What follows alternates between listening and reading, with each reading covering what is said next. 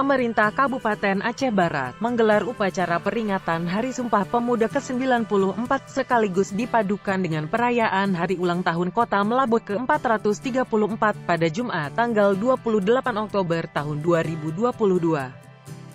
Dengan mengenakan pakaian adat Aceh, PJ Bupati Aceh Barat Dr. Andes Mahdi, yang bertindak sebagai inspektur upacara, memimpin langsung upacara yang dilaksanakan di halaman kantor Bupati Aceh Barat tersebut.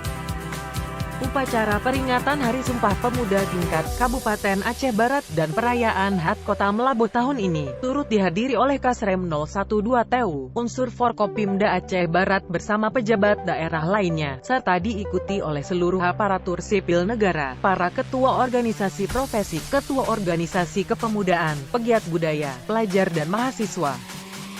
Dalam amanat Menteri Pemuda dan Olahraga Republik Indonesia, yang dibacakan oleh PJ Bupati Aceh Barat, menyampaikan bahwa peringatan Hari Sumpah Pemuda ke-94 tahun ini mengusung tema Bersatu Bangun Bangsa. Pada kesempatan itu, PJ Bupati Aceh Barat tersebut juga menuturkan, bahwa peringatan Hari Sumpah Pemuda tahun ini sangat istimewa, karena turut diperingati bersamaan dengan Hari Ulang Tahun Kota Melaboh yang ke-434. Oleh karena itu, momentum ini harus dimanfaatkan sebagai wujud energi positif untuk mendorong performa dan kinerja terbaik dalam penyelenggaraan pemerintahan dan melayani masyarakat pintanya. Menurutnya, dalam usia yang ke-434 ini, Kota Melaboh terus tumbuh dan menunjukkan perkembangan signifikan dari berbagai sektor.